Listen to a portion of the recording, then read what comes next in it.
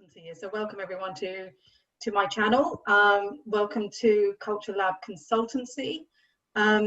So I started off Culture Lab Consultancy from the point of view that I really think culture in corporations, business, companies is really, really important. So I, have focused, particularly in the last few years, but more so in the last year when I went independent. I've focused more on this subject matter. And in starting off, so I started off my channel, and then I've started doing these interviews, and the purpose of these interviews is to really explore culture and help people understand workplace culture from the perspective of different experts who work in this space, but they bring different expertise to the table. And hence, I invited you, Ishreen, to come on board and speak to me about what you do, and in particular in the inclusion space. And just to sort of set the scene, when we first talked about doing this session, it was before George Floyd's unjust death, right? So what a terrible tragedy. And we've seen worldwide outrage and outpouring and a real push behind Black Lives Matter. And I think we're seeing a real opportunity here, and there's a coming together, and it's a bit painful for many, but it's a real opportunity right now to make things right. Yes. And I feel like there is a movement, and personally, I believe companies have a role to play in this. And I'm sure many people would agree with me on this, that what matters right now is that employers shouldn't be complacent. It's not an option. No, exactly. But this isn't actually about my rants. It is about what you do and the implications as you see them for employers. So let me just introduce you, Ishreen, properly. So Ishreen Bradley is a thought leader who guides professional leaders to navigate complex situations with clarity and confidence. Her focus is to cultivate mindsets and cultures that nurture a sense of belonging through authentic leadership. Ishreen guides culture transformation programs with global C-suite and senior leaders to cultivate environments that embrace diverse talent by encouraging inclusion and belonging. Ishreen has worked with the likes of Aon, Lloyd's of London, Barclays, Standard Chartered Bank, Fidelity. There's also Leeds Grand Theatre and Opera Company, I love that. Cambridge University Museum, the Grand Hotel Brighton. I mean, the range of industry and clients is amazing. Drawing on her 30 plus years of leading transformational projects around the world, Ishreen impacts leaders so they can create and implement inspirational transformational strategies that engage their teams, resulting in increased psychological safety, connection, and value. Through her consultancy, Equality Pioneers, Ishreen also provides thought-provoking talks, individual coaching, and team facilitation, as well as networking opportunities that facilitate her clients' progress. Her track record in assisting people to succeed in new and constantly changing environments is best illustrated by her clients, and you can find her on LinkedIn and everything about what she does on LinkedIn. That is your platform, isn't it, Ishreen? Very much so. So let's get into this, shall we? You could sort of talk about, what is inclusion? Can we start with that first of all? Yeah, inclusion is not about just acting fairly towards one group, in my view. If you're going to have a proper inclusion and belonging culture in your organization, you need to look at all the different non-dominant groups. And, we're talking about one particular non-dominant group a lot at the moment, and we do need to, there's good cause for it. But it's actually about raising awareness about the way we interact with individuals and how to make the most of those connections with people from all different groups, from diverse groups. And it's about how we relate to different groups in our communities, about how dominant cultures and structures and ways of making decisions and communicating can exclude certain groups, and then putting in place what's required so that they don't feel excluded. So there's an individual level, there's kind of a social impact level, and a systemic level.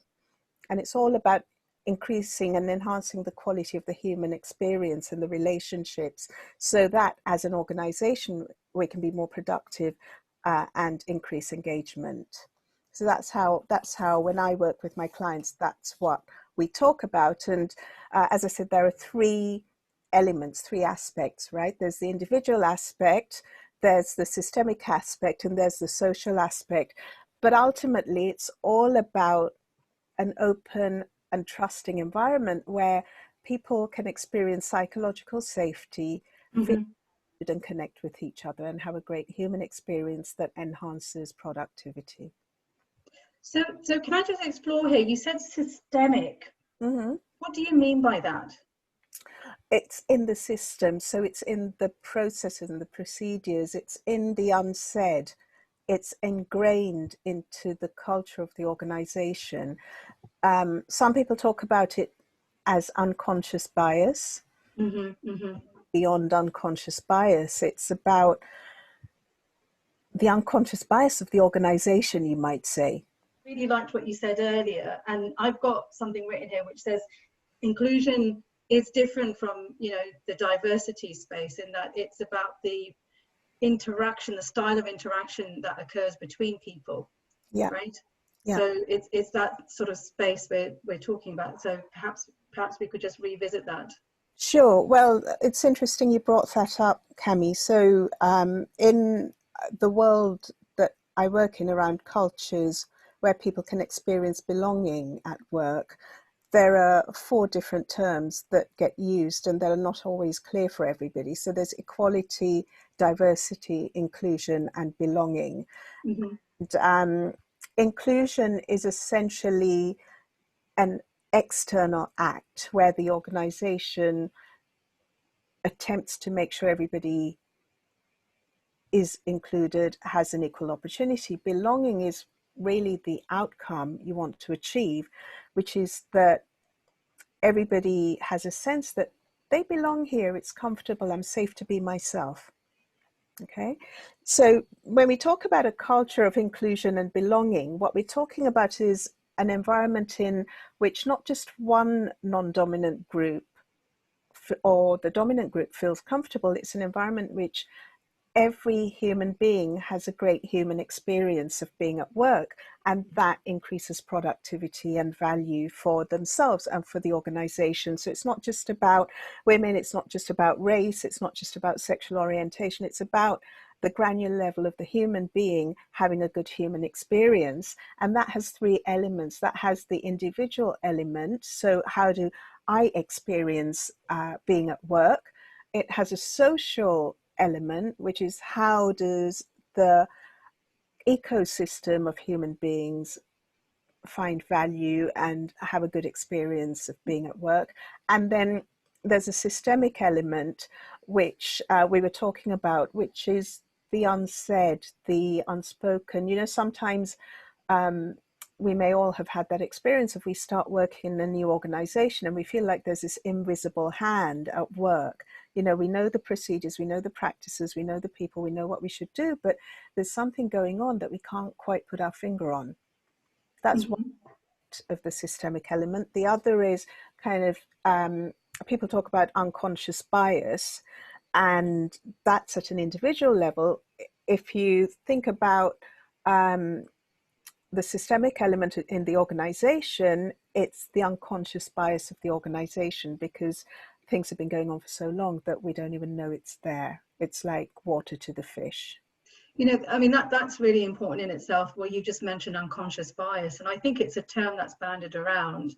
And there was a time, you know, in recent years where it was the done thing to do. It's become a bit of a buzzword, if I'm allowed to say that. Yeah. You know, and then there's studies to show that actually it doesn't work when we do unconscious bias training. We don't do unconscious bias training. We specifically don't, because it doesn't work. In some cases, the research shows that actually the dominant group then uses the phrase, well, that's just my unconscious bias, deal with it. It's really not helpful. It's useful to have those kinds of conversations if you surround it with the larger cultural piece. You can't sheep dip people either. You know, some people do a 2-day workshop on unconscious bias. And some organizations just have like, do you know what, there's this 30-minute online training that you have to do and it's compulsory. And what are you going to achieve with that? So what does it actually mean to create an inclusive culture? I mean, you have your approach. Yeah. So what does that mean in a sort of a practical piece? Good.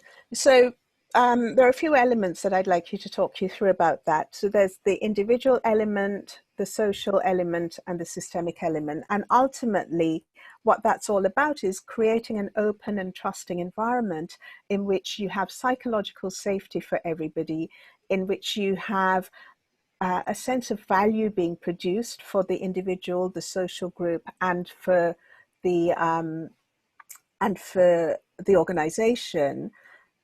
And you have a sense of connection between everybody who's in the organization. So if you start with the individual element, well, the kind of superarching element of all of that, let's start with the systemic element, actually. So what you need as an organization, if you want to create an open and trusting environment, is that you make inclusion and belonging a key business objective. Like, the business cases exist out there, but they're not making a huge difference because we're not seeing the results, right? The business case is useful, but you need to look at, for your business, what does that mean? What is our business objective that's going to make investing time and resource in inclusion and belonging a worthwhile exercise? And you want to look at what are your core values around that, so that everybody understands your core values, not just at a wallpaper level, but they've internalized it and they know what behaviors inclusion and belonging would show. And you need obviously to have the policies that show up around that. You know, what policies you're going to have around equality and inclusion. So that's at the systemic level, and that's starting to break down this invisible hand. It's starting to put down in black and white what matters to the organization. Then when it comes to the social level and the human interaction level, yeah, you've got, as an organization, you have resources, and you want to make sure that those resources are evenly distributed, that information flows openly, so no group feels like they're left out. Decision making is devolved to the best level for making the decisions, and that's usually at the ground level. You know, there are organizations I've worked with that have had global like big disasters that have had a global impact, and those situations could have been saved if the person in the boiler room had the confidence to speak up. But they didn't, because they felt their manager would shut them down and it might not happen anyway, right? So and that's what you're talking about in terms of psychological safety. I mean, that's something I think is really crucial within any, as a foundation measure within any kind of corporate culture space. Absolutely, it's essential, right? So you want to be able to devolve decision making and trust that the right decisions will be taken. And then you look at the individual level. The individual, the biggest thing, and this really shows up in Black Lives Matter, but the biggest thing is to listen, to encourage people to participate, and for them to experience that they're heard. And that's also an aspect of psychological safety. It's an aspect of connection and value, and those are the three things that we think are core for you to achieve if your cultural transformation program is going to be successful. You want to make sure, as far as possible, that the workforce reflects your local community or your client base. You know, there are lots of statements out there now about we stand for Black Lives Matter, and we believe everybody should have an equal opportunity, and we're going to listen, and all of that, right? But the truth is, if you're serious about that and your headquarters is in London, 30% of the London population are Black people, and you probably have 3%, and even less at the senior levels. So, you know, that's a really important aspect, is to make sure you reflect the local demographics or your client base, either way. And then you want to remove the barriers to individual progress. So This is about hearing and understanding, but also knowing that different demographic groups have different barriers, and you want to know what those are. The only way you can know that is either you do the research yourself or you ask people. And when you ask people, you've got to be really mindful that that doesn't in itself put a stress on them, because a lot of people feel uncomfortable talking about those things. And there's a lot of material out there that you can read, or, you know, we can obviously provide for you to think about, you know, what is this particular group dealing with that makes it difficult for them to experience belonging in our organization, and what can we do to support them. And then the final thing from an individual level is really diversity is all about innovation and creativity, and it's become even more important this year. So it's like, how can you encourage innovation? How can you encourage creativity? And a lot of that again comes back to listening. You know, at the heart of this cultural transformation is really just listening. I completely agree with everything you said, but I keep thinking, though, I keep going back to that, you know, we've in the UK we have policies, we have the Act, you know. A lot of organizations make this grand statement around equality, but this isn't actually about equality anymore. No. This is actually because we know that there's institutionalized racism. We know that our organizations, as you've just explained, are not representative of the population they serve or where they're located. So the policies don't work. Well, right? Policies don't work because they are wallpaper, just like values are wallpaper, right? So they're written down somewhere and put away. Absolutely. I mean, I always say, you know, that values are an aspiration until you demonstrate that they're lived. Exactly. And values in themselves are not actually your culture. No. It's the actual interactions between people and the environment they're in that demonstrates the culture you're working in. Exactly. So you need to break your values down into behaviors. You need to make sure, if you have, well, you will have policies and procedures around the whole equality and inclusion space. You want to make sure they're communicated properly, that they're understood, they're ingrained, and they're owned, right? And that takes work. That takes a lot of conversation, a lot of speaking and listening and hearing, even from people who don't agree with the policies. You need to make a safe environment in which they can speak up. Because if they can't speak up and they're not heard, I agree. I completely agree, and I think even, you know, my own personal experience in this has been around not being able to speak up because of, in that moment you think about you're not valued. Yeah, your opinion doesn't count. Exactly. But how much of that actually is also about, well, I'm another brown person who happens to be a woman talking to a you know, middle-aged white man who's very powerful in this organization and perhaps doesn't see me in a peer light, but actually in a subordinate light, if that makes sense. So there are two angles to that, right? So I said there's the organizational systemic level, and then there's the social and the individual level. So at the individual level, what there is, and a lot of work that we do with individuals, is really about empowering you to speak up. So that you have a sense of your value and you can stand up for yourself and you can articulate your value and be heard, right? Because a lot of that conversation of a brown woman or a black man or whatever is in our head. So we need to clear our heads, right?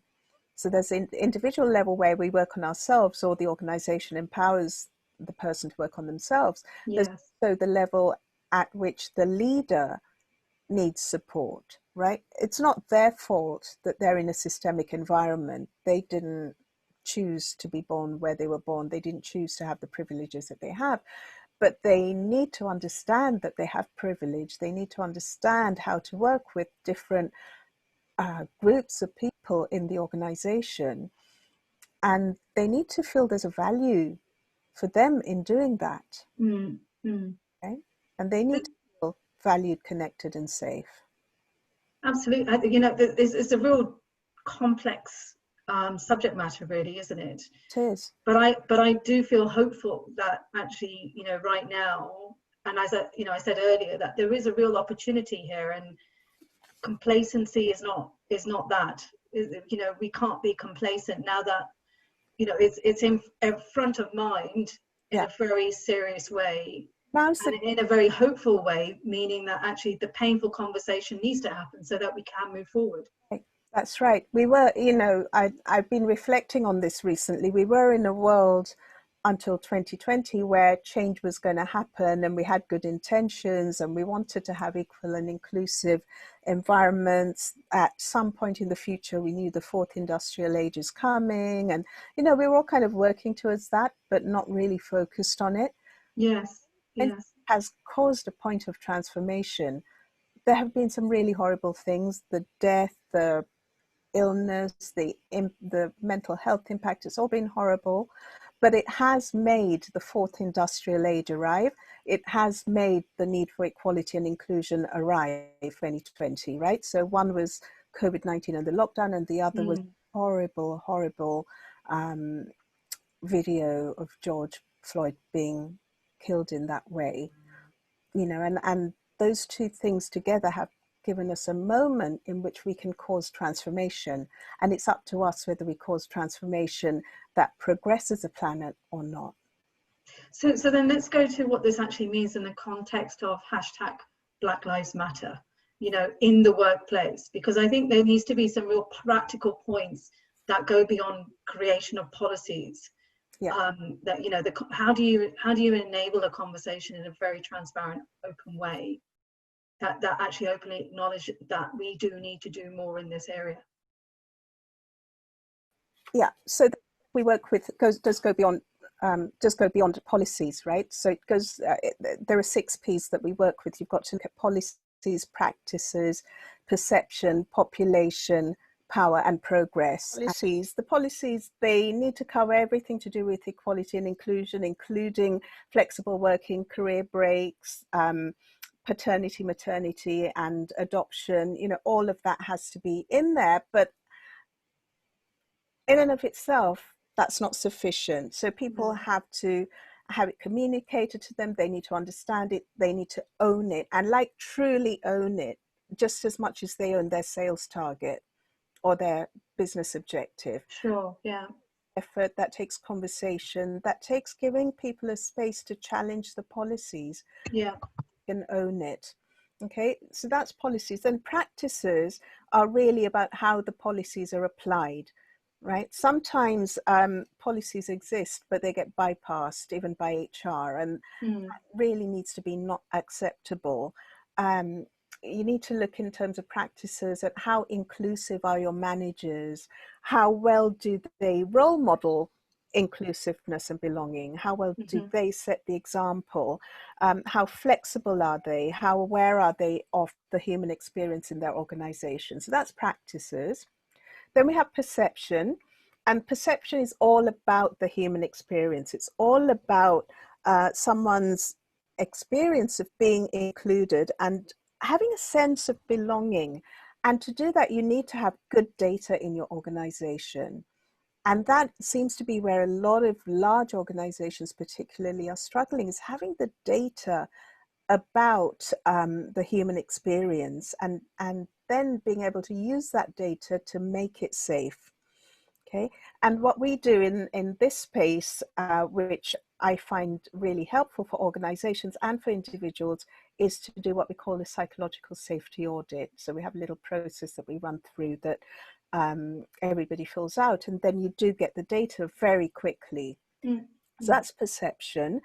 Then you want to look at your population. I've already mentioned this. This is about the demographics and optimizing the demographics, and looking at the adverse impacts of not reflecting your demographics, whether that's your customer demographics or your local region demographics. And you want to raise awareness about that, and you want to measure progress. And that's really critical to get the population right. And that's not something that's going to happen overnight. That's going to take time. And then the power bases. So you've got the formal structures and the power bases. You've got the trade unions or whatever who are also in there. But then the biggest challenge that organizations I work with have is dealing with the informal power bases. So really understanding where the true power in the organization is. Is it in the lunch group? Is it in the reading group? Is it in one part of the special interest groups that you've created? And how can you, so there are positive informal power bases and there are challenging informal power bases. How can you take those challenging informal power bases and transform those relationships in order to be your biggest advocate in the transformation you're looking to accomplish? And then, of course, there's making sure there's progress. So progress by having breakthrough goals, by elevating your position relative to your sector, or ideally leading your sector. How are you going to be the example that your sector follows? Sure. So that's a framework. And then I'd like to share a little piece of research with you, if I may, which is about the human experience and what makes people feel like they belong in the company you work at. And I find this fascinating. So for 59% of the people in this survey, and this is a LinkedIn survey, by the way, so it's, it's got credibility. From an individual point of view, it's being recognized for my accomplishments. And that means getting some kind of feedback, right? Very often people don't get feedback, whether it's good or bad feedback. People need that in order to progress. Having the opportunity to express feelings freely, express my opinions freely, and not feel like I'm being judged, that's really important to people. Feeling that my contributions in team meetings are valued. So you can see where the value component of safety, connection, and value really is important if you're going to build an organization in which people experience belonging and can be fully productive. Yes. And linked to that is feeling comfortable with being myself at work, transparent communication, feeling like my team and company cares about me as a person, and having feedback on my personal growth. So you can see there's a theme, right? So these are the top 7. Being assigned work that's deemed to be important, having the company values aligned with my own personal values, and being a part of important company meetings. And here's the interesting thing. A lot of people talk about the importance of role models. Yes. And it's like, this is the big thing we've got to have. We've got to have people at that level. Do you know, in this survey, seeing executives who look like me and seeing co-workers who look like me were right at the bottom of the list, 8%. Wow. Right? Wow. So yes, it's useful. Yes, it's helpful, but it's not what's going to engage your people. You need to go a bit deeper than that. This is really inviting organizations and leadership teams to really look at themselves. Yeah, stop people like a cog in a wheel. Yes. Start thinking of them as human beings and start creating the human experience. And that's what we're all about in the way we approach culture transformation. But isn't that the whole point though? The bigger the organization, the it's more likely that people are not going to be valued in the same way or equally, because they are that cog in the wheel. Because the bigger the organization, the more complexity, the more hierarchy we introduce, the spread of operations and activities and locations, we somehow lose that human element. Right. And that's where the culture is really essential. Creating a culture in which the different groups in your organization can thrive. So my favorite example is my client Barclays, right? I do a lot of work with them. And they saw the importance of technology for the organization, right? And they saw that actually they had a big gap to fill and they needed to attract a certain kind of talent, talent thrive in their organization. So what they did was they basically built technology parks. So I think they've got 3 so far. One's in Cheshire, one's in Glasgow, and I can't quite remember where the third one is. But the whole intention there is to create it like a Google Center. Right? Okay. They buy a country house, a huge amount of land. They make it informal. People come in shorts. People work from home when they want to. They have even a bonfire night. Okay. Site, right? So I mean that says to me fun and perhaps warmth and play and that sort of thing. Right. And the kind of environment that your best technologists will thrive in and will feel at home in. Right. That's interesting. Do you know, if you were to try and send those people to Churchill Place in Canary Wharf, they wouldn't be as productive, they wouldn't be as creative. But you give them this environment and they're coming up with brilliant solutions. Yeah, yeah. So the environment is just as important. Yeah. So when we look at culture, when I look at culture, one of the things that, you know, it's important to understand is those attributes that we can visibly see, as well as not, you know, that's not visible. So what do we see as in what appears to be common? The way we dress, the way we organize our space, the way we interact with our space. Whether, you know, leaders have a open door policy, and what does that actually mean in practice? You know, so there's a variety of different interpretations around that, though, isn't there? So it's really fascinating to look at this from an inclusive space, and making it meaningful from that perspective. That's right. So what are the actual challenges? You've talked about them, you know, you've explored them, and, you know, you shared that example. But, you know, broadly speaking, what are the challenges faced by organisations who are serious about this conversation? Is it more than environment? Is it more, you know, we talked more than policy. So how can we distill this? Yeah, so it's making sure your policy, it is more than policies, it's making sure that you have an environment in which people can thrive, right? So if you want to attract a certain kind of talent, do something like what Barclays has done. Think about language. So a big challenge is language, right? So you want to have a shared language that everybody understands around equality. Right? So you want to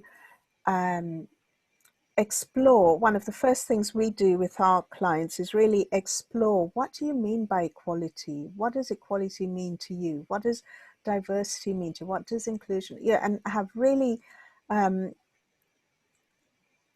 create a safe space. So our you know, obviously organizations can do that in-house, but the skill we bring is creating a safe space in which those conversations can take place, because those are challenging conversations.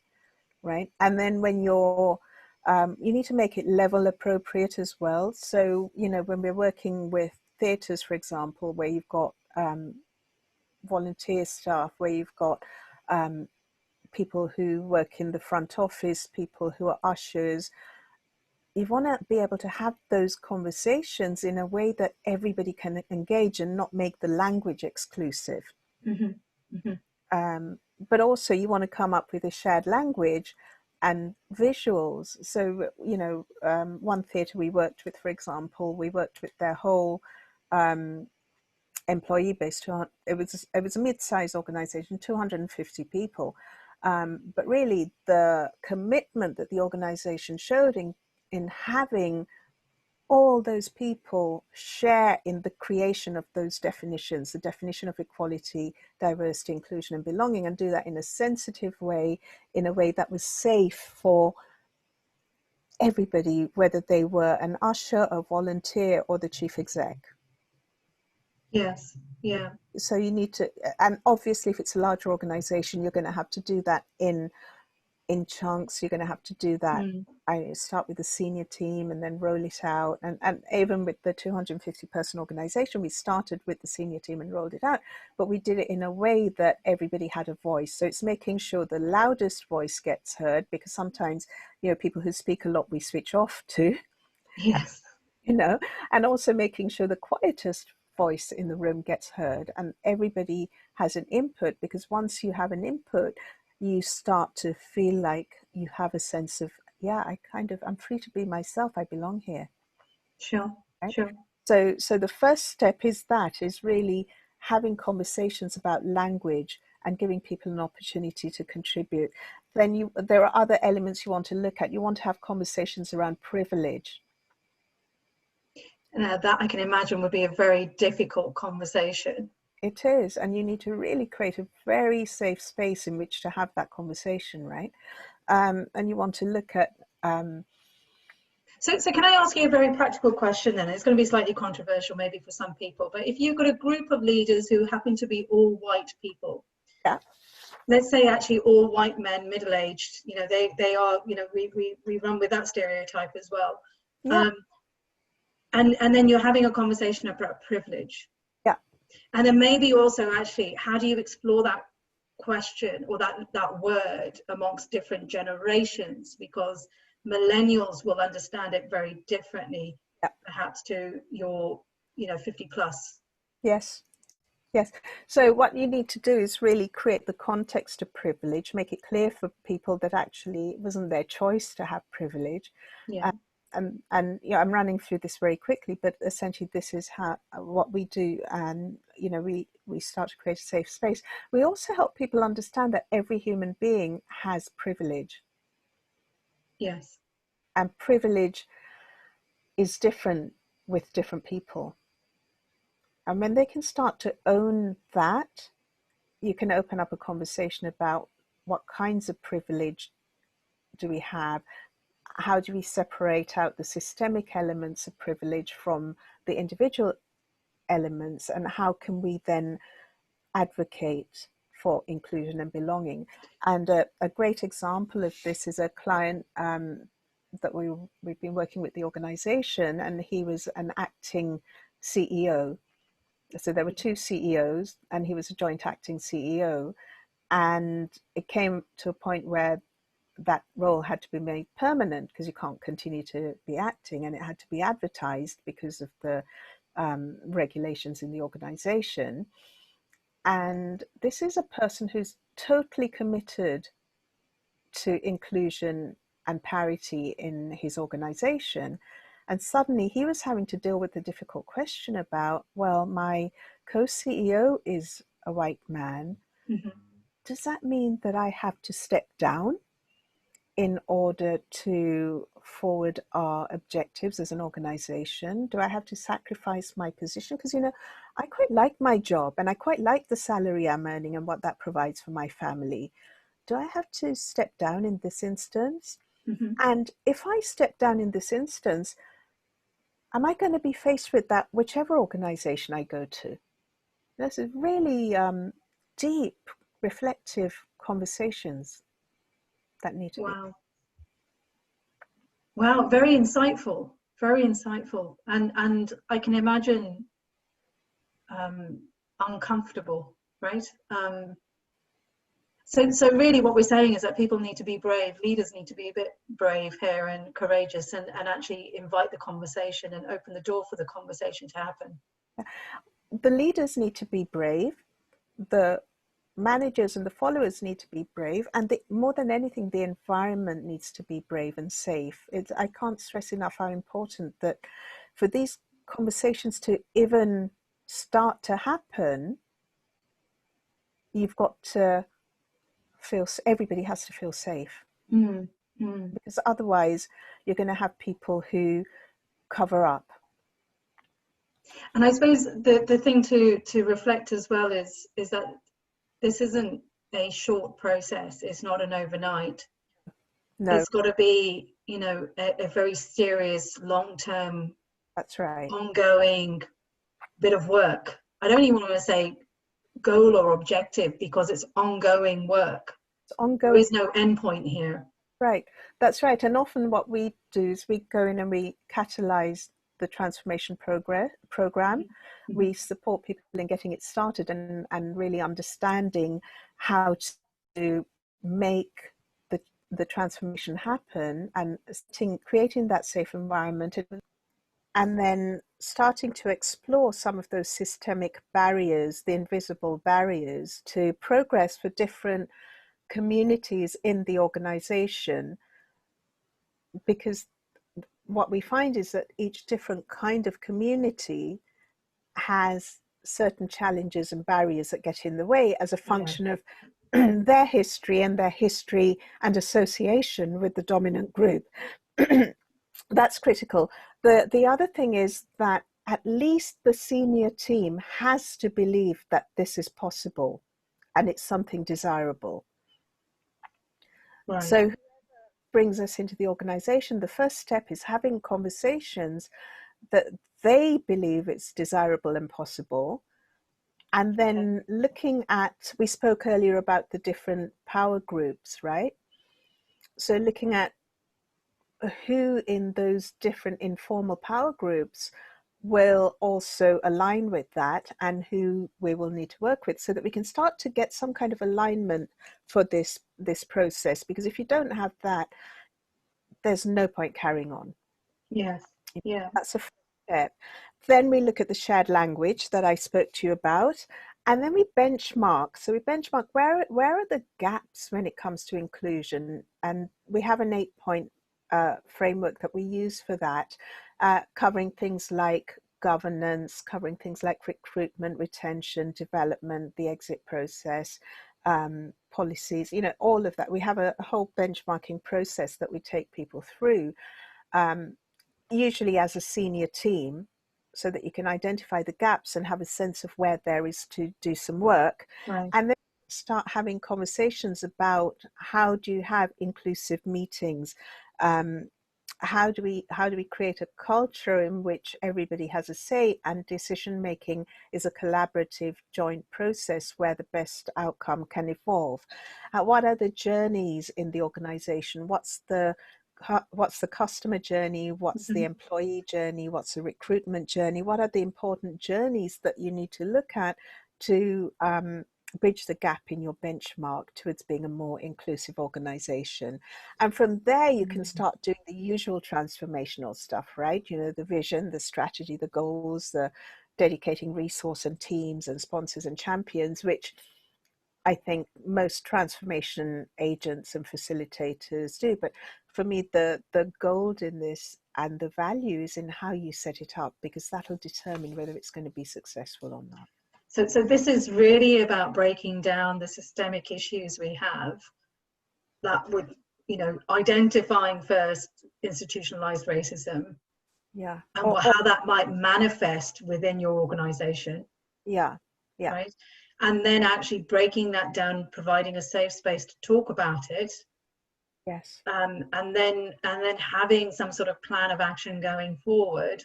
Yeah. That enables you to continue to do work around this. But you talked about them working on the vision, the statement, the strategy, and so on. But usually those things happen. Large organizations, particularly the not-for-profit, maybe public sector, some organizations will have this 3-year corporate strategy, and then they revisit it every 3 years, and then maybe they actually include in there, we need to be more inclusive in who we reach out to and be representative of, but they don't do anything on that inclusive agenda. That's right. So what I'm saying here is, specifically for inclusion and belonging, you've got to have a vision of what the organization will look like that everyone can touch and feel. So are we then saying that actually every organization has a responsibility, all leaders have a responsibility to bring in values, core values around inclusion, around true equality? Yes, which absolutely. has equitable practices? We didn't really talk about equity in this, but and is truly diverse and representative. That's right. If they want to deliver on what they're promising on LinkedIn and in the press, in terms of being an organization that's committed to Black Lives Matter, or an organization that's committed to gender parity, it's all very well saying that, but unless you have a vision of what that's going to look like, a goal that you want to achieve, and a strategy for getting there, specifically around inclusion and belonging, and specifically around what you're saying you're committed to, that the whole organization can own and believe in, and believe that it's possible, as well as believe that this is a good thing to do, it's not going to happen. Mm-hmm. So Ishreen, any final sort of thoughts around this space that you want to leave people with, or whoever's going to watch this? Yeah, because Black Lives Matter is such a critical conversation right now. I'd like to just, pardon me, I'd like to share some thoughts about that, if that's all right. Yeah. Um, so we've covered some of these points. So specifically around Black Lives Matters, I think the whole concept of the dominant and non-dominant group is essential. Really listening and understanding the history and being comfortable with being uncomfortable. Mm-hmm. And Mm-hmm. allowing for those differences to show up, having compassion for yourself and for the other people in your organization, so that whatever's unsaid in the organization can surface and be let go.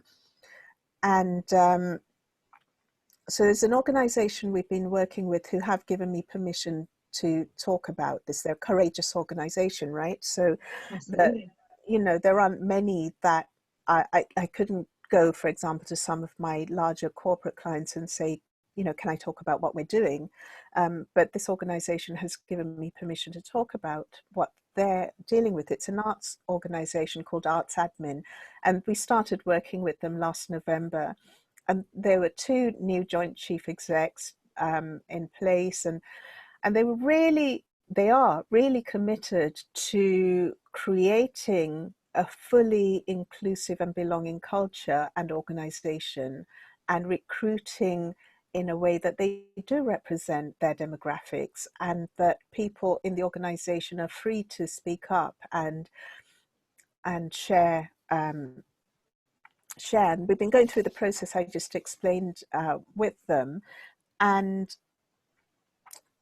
you know, with them and with any organization, the challenge is balancing psychological safety with the challenges that you're dealing with, and with giving people space to speak up and hear the voices. And I just wanted to share with you, as I said, it's important to get feedback and participation. And one of the things we do a lot of is as we work through the process, and we're just finishing.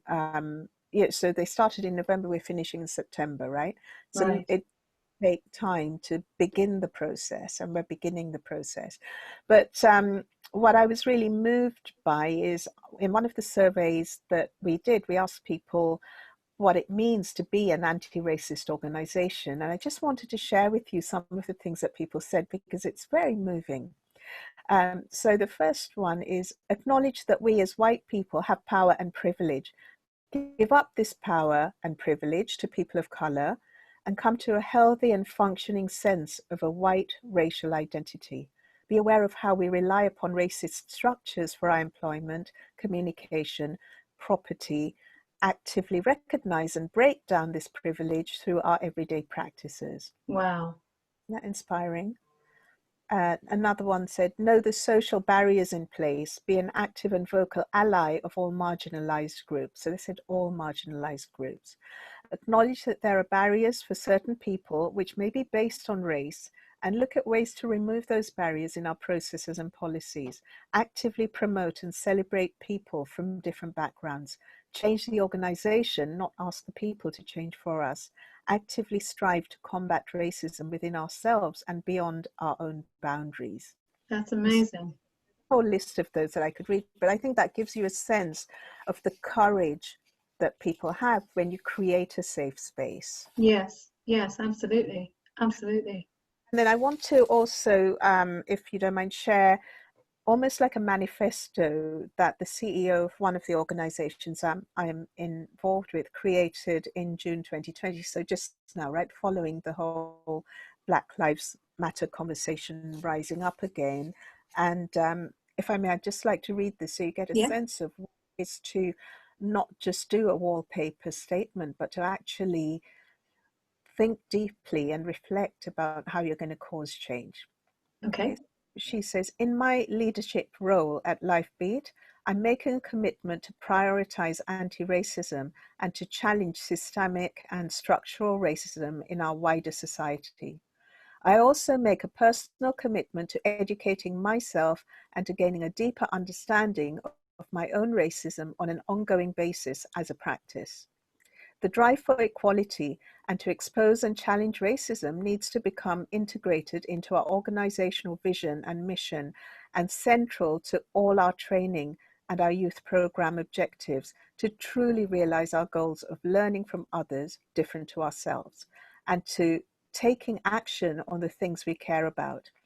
This vision and mission needs to be backed up by a clear and committed plan, which is well resourced and well executed over time, with measurable goals and accountability to implement change. Such a plan needs to prioritize the voices of our Black community and people of color within LifeBeat and be created with our voices at the heart of this vision and plan. Now, here's the really important thing, like that is heartfelt, you can sense it. The graph really shows that she's going to do something about this. Okay, so as a step towards this, a review needs to be undertaken at all levels of the LifeBeat organization. With this in mind, this week I called an urgent meeting with the chair between myself and the Board of Trustees to clarify a clear commitment to increasing the diversity and Black representation of its members so that as custodians of LifeBeat, we can truly represent the voices and perspectives of the Black community and people of colour staff and the young people we serve. I see this as one of my key responsibilities to ensure that there is clear dialogue between the Black and people of colour LifeBeat staff and young people and the trustees to ensure that their voices are heard and they inform the direction of the organisation. Our board are fully supportive and in agreement with this priority. And she goes on, right? But what that shows is we're not pretending anything here. And this is an organisation that's already pretty good. It's you know, when you was talking about that and just sharing what she wrote, the word consciousness comes up to me. You know, it's raising the collective conscious around this subject and everyone being awake to it, and everyone becoming aware of it, and actually your own role within this as well, and what that means for your own personal responsibility. And I think I said that earlier, that we have to accept personal responsibility to do something about it. Definitely. So that I just wanted to share because it was really inspiring. Very much so. Very much so. Ishreen, any final thoughts on this, or you know, how can people find you if they want to talk to you? So I'd like to leave you with just my thoughts on what will be useful in this environment, if that's all right. Yes. So, you know, given the challenges of balancing psychological safety and the challenging environment and conversations, please make sure you hear the quiet and the loud voices. Look for denial and look at how you can sensitively deal with denial. Wow, that's powerful. So that you can open up honest conversations and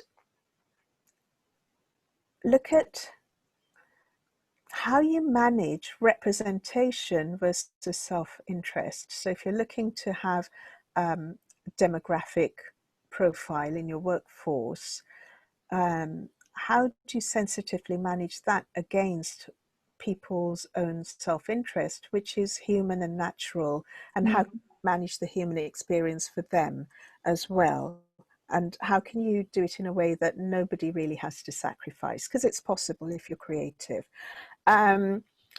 So these are my 3 top tips. Okay, first is don't start if you don't have the stamina to continue and see it through to finish. Find a way to engage and involve everyone, so that you design a human experience that is truly enabling of people being themselves at work.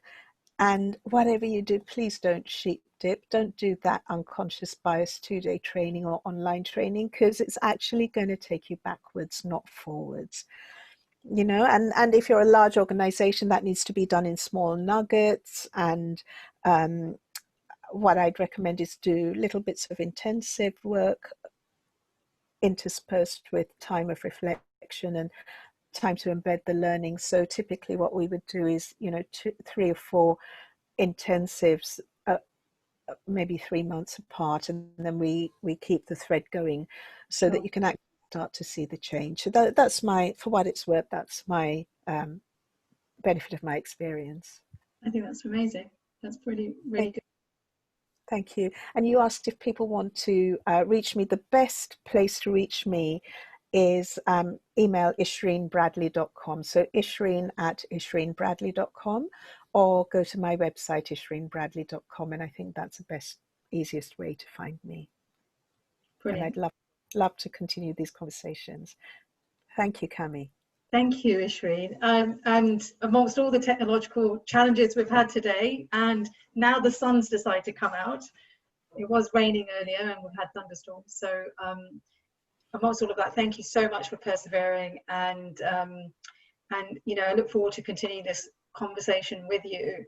And just for people who are watching this, you know, if you enjoyed this conversation, there's going to be more interviews with different experts looking at culture from those perspectives. Please do subscribe to the channel, and you'll get the reminder, or you'll get notified when I go live on those interviews. And certainly this recording will also be available to you as well to watch at your leisure. And on that note, thank you so much, Ishreen. It's good to see you, and hopefully get to see you in person sometime soon. It's so nice. It's been a long time. It has very much so. Okay, All right. in that case, I will draw this to an end. Brilliant.